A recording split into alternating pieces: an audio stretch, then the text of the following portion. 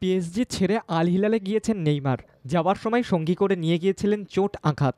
মাঝে সাময়িকভাবে সুস্থ হয়ে বেশ কয়েকটা ম্যাচ খেললেও বেশিরভাগ সময়টাই মাঠের বাইরে থাকতে হয়েছে তাকে।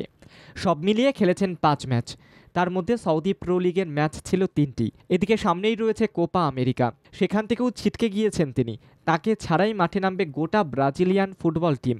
তবে কবে মাঠে ফিরবেন নেইমার, তা নিয়ে এবার কথা বললেন আল হিলালের কোচ হোর্হে জেসুস।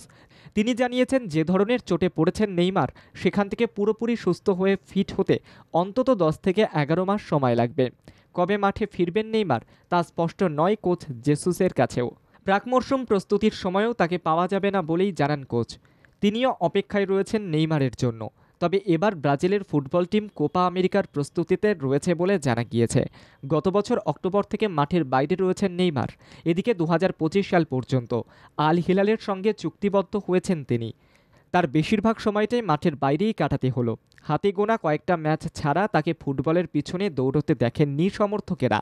এদিকে কয়েক মাস আগেই নেইমার চোটে পড়ে ছিটকে যাওয়ার জন্য ৭ জন বিদেশি খেলোয়াড়কে দলে নিয়েছিল আল হিলাল।